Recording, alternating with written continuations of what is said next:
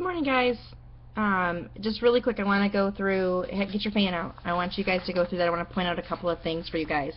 The main thing that was really important about today's little fan that you guys went through, the lecture, is looking at stage 6, slide 6. So I'm starting over. We're doing a different hierarchy. So we went from an atom all the way to the individual. Now we're going to look at the individual, and the individual's place in the entire biosphere. So that slide 6, you should have drawn, put in levels to the triangle, and then biosphere, biome, ecosystem, community, population, and individual. So it's really important that you guys understand that. That's what we're going to work on. And then, in addition to working on that, we're going to talk about feeding relationships. So basically, we're going to be looking at flow of energy, and we're going to be looking at how the sun is captured, because that's our ultimate energy source, how that's captured and then moves through all of the ecosystem. So I put in, if you look at slide 7 on your fan, I put that in. I'm hoping it photocopied. It probably didn't photocopy, so great.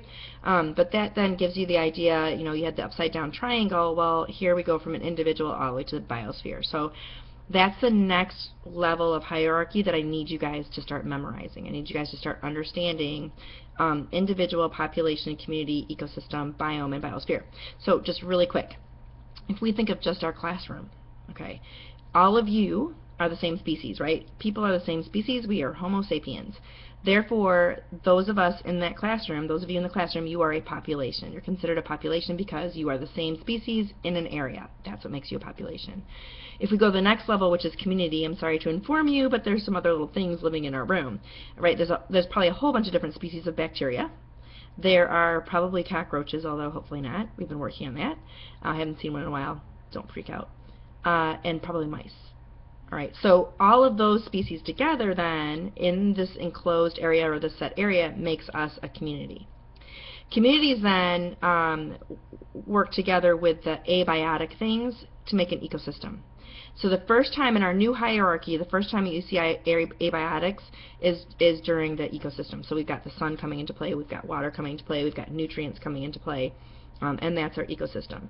Bunches of ecosystems together that are similar or function similarly, usually by region in the planet, make up biomes. And you probably learned about biomes when you were in elementary school, like rainforests and those kinds of things.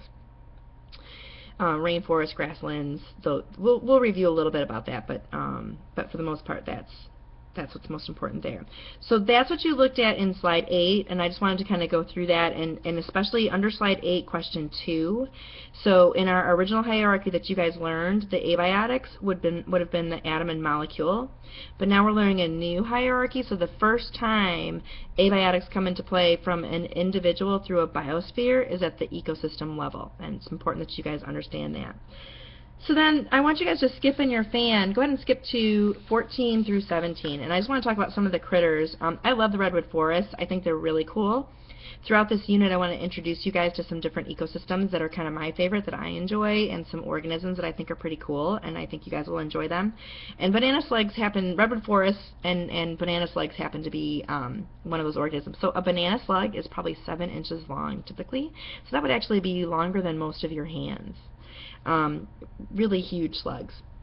And they're unusual because they're detritus feeders, which means that they're not decomposers and they're not scavengers, but they eat dead stuff.